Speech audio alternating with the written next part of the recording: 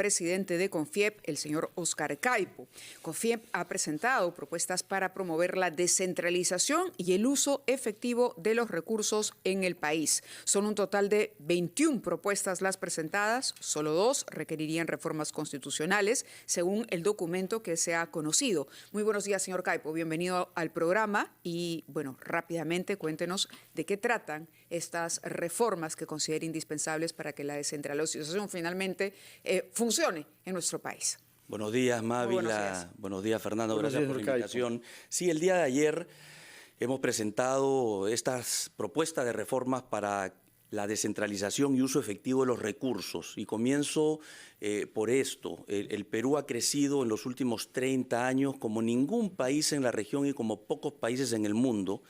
Y detrás de este crecimiento hemos logrado duplicar el empleo, triplicar los ingresos, disminuir en 2/3 partes la pobreza en los últimos 20 años, pero lo más impresionante ha sido la capacidad de generar recursos. Ha sido un crecimiento que ha generado recursos récord, ¿no? Teníamos ingresos tributarios por 5.500 millones de soles en el año 1992 y un presupuesto nacional de menos de 7.000 millones de soles. Imagínense los recursos que teníamos hace 30 años. Y el año pasado hemos logrado recaudar 158.000 millones de soles y manejar un presupuesto de 214.000 millones de soles a nivel nacional. Eso es 30 veces más, Mávila y Fernando, ¿no? Entonces el problema no es el crecimiento, no ha sido la generación de recursos, el problema es cómo los asignamos, cómo llegan a cerrar las brechas sociales, y estas 21 propuestas lo que buscan es resolver ese problema que nos afecta tanto como país. Hemos avanzado muchísimo en pobreza, hemos avanzado en índice de desarrollo humano, pero no lo suficiente. Y entonces hemos hecho un análisis objetivo, profesional, técnico, y como resultado de eso tenemos estas 21 propuestas, de las cuales, como bien mencionas tú, 14 de ellas son cambios de normas y de leyes, ¿no? 5 de ellas son mejoras de capacidades en gestión. Solo 2 requieren algún tipo de cambios específicos en la Constitución. Y entonces, para mejorar uno de los principales problemas que tiene el país, no necesitamos una asamblea constituyente. ¿Es una respuesta al proyecto que se ha presentado desde la bancada de Perú Libre para cambiar o modificar el capítulo económico de la Constitución? No, esto lo venimos trabajando hace más de un año. Es un trabajo muy profundo. Ese comentario quizás es una respuesta a estas intenciones de algunos grupos políticos que están promoviendo una asamblea constituyente y que están quizás generando expectativas y engañando a la gente, haciéndoles creer que un cambio de la Constitución va a resolver los problemas. Lo que nosotros estamos tratando de mostrar es que los problemas son concretos, son específicos, hay que analizarlos, hay que partirlo en sus componentes. Nosotros tenemos propuestas en 5 ejes temáticos, ¿no? El sistema político electoral, funciones de los gobiernos subnacionales, gestión presupuestal, ordenamiento territorial y mecanismos de fiscalización. La única manera de resolver problemas es analizándolos, desmenuzándolos y con propuestas de solución concretas como las que estamos trayendo. Una de las ideas básicas del informe que han elaborado ustedes es que efectivamente, como nos lo ha explicado usted ahora, no hay un problema de recaudación en el Perú, hay más del dinero de lo que podemos usar.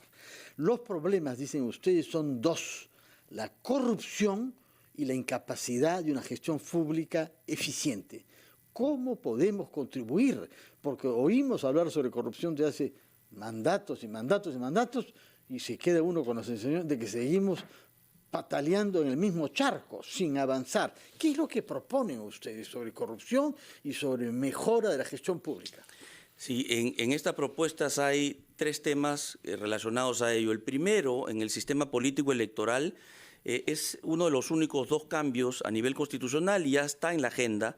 Es una reforma política para que haya mayor idoneidad en los candidatos y potenciales autoridades. tenemos que filtrarlas mejor. Entonces, personas que tienen sentencias de primera instancia y que tienen acusaciones relevantes no deberían poder postular porque son luego los casos que se terminan confirmando en la práctica.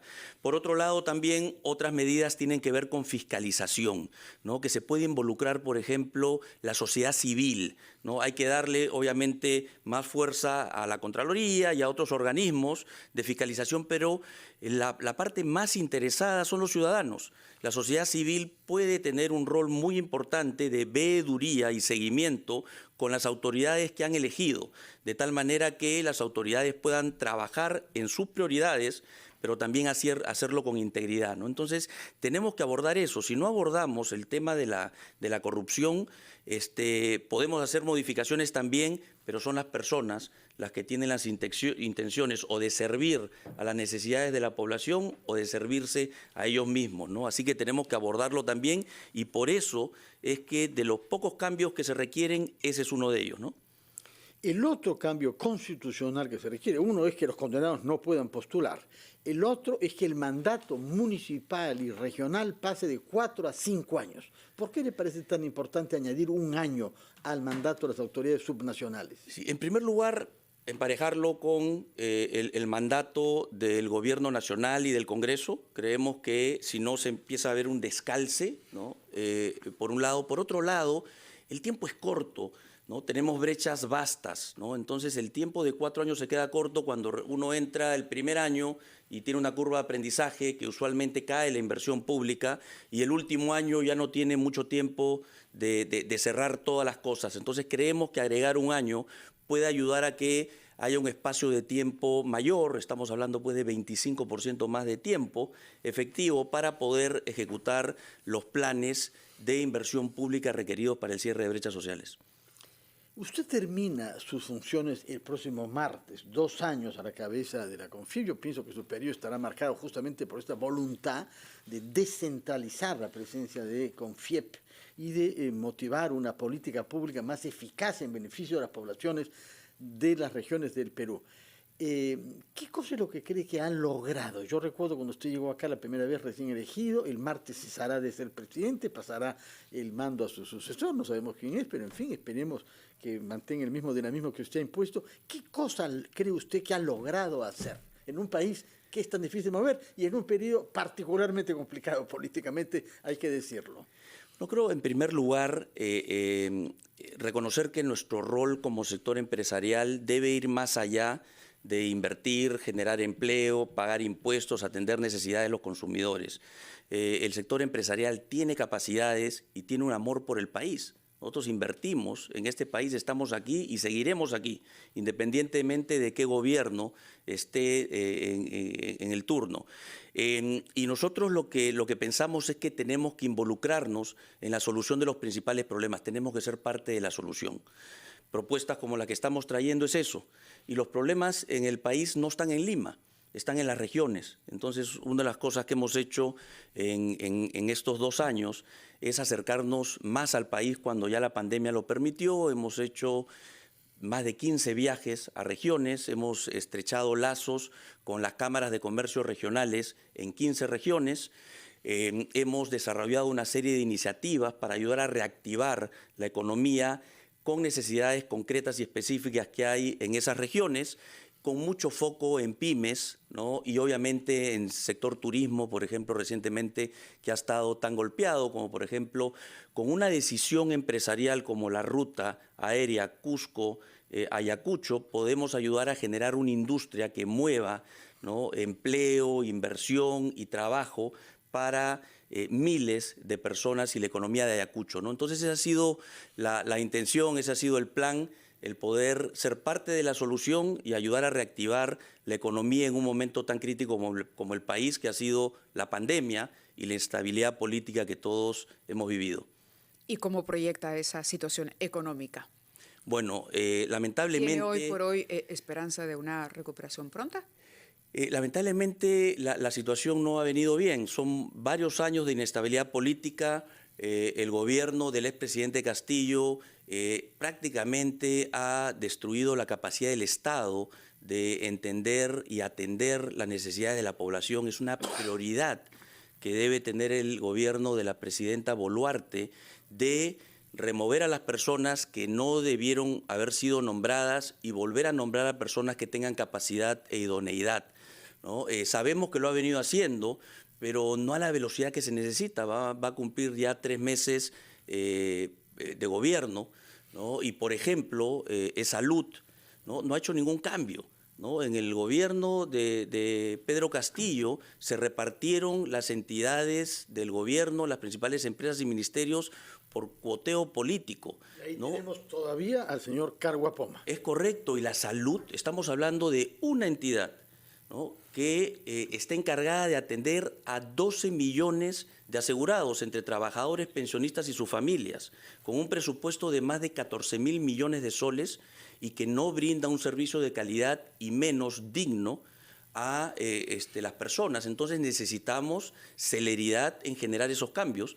Ha sido parte de nuestro trabajo en los últimos 2 años llamar la atención sobre esos nombramientos y hasta la última semana seguiremos haciéndolo. Ayer hemos sacado un comunicado luego de habernos reunido con sindicatos de trabajadores y de pensionistas de salud que están reclamando un cambio, ¿no? No se puede seguir teniendo millones de atenciones embalsadas y esperas de 300 o 400 días y solamente pueden ser atendidos cuando algo tiene algo urgente y a veces cuando es urgente ya es tarde. Rápidamente, ¿cómo podría identificar usted la mayor debilidad que tiene en este momento, al cabo justamente del tiempo que ha transcurrido el gobierno de Boluarte y del señor Otárola? Yo creo que obviamente las movilizaciones sociales y las marchas, ¿no? han requerido una buena parte de la atención para poder ayudar a pacificar y destrabar y desbloquear el país, que ha estado prácticamente paralizado en los primeros 2 meses. Eso ya se ha venido consiguiendo, si bien todavía hay ciertos sectores que protestan,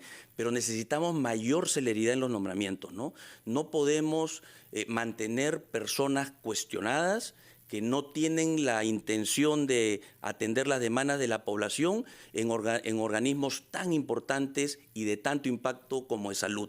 Son pocas medidas que uno debe hacer para enfocarse en resolver los problemas de la población. Salud claramente es una de ellas. Muchas gracias por su presencia, Óscar Caipo, presidente hasta el próximo martes de la Confederación de Instituciones Empresariales del Perú, y le ruego que le transmita a su sucesor, que lo conocerá usted como el resto, el martes, que esté invitado acá desde el miércoles, para que nos explique con qué ánimo y con qué programa asume por 2 años la presidencia de CONFIEP. Muchas gracias. Así lo haré. Las veces que ha venido a lo largo de los 2 años que ha sido usted presidente de CONFIEP. Muchas gracias. Gracias a ustedes por las sucesivas invitaciones. Muchas gracias. Ha sido Óscar Caipo, presidente, hasta el martes próximo de la CONFIEP. Hacemos una pausa, Mávila, con 2 minutos de retraso. Así es. Vamos a la pausa y regresamos en Ampliación de Noticias en RPP, La Voz de todo el Perú.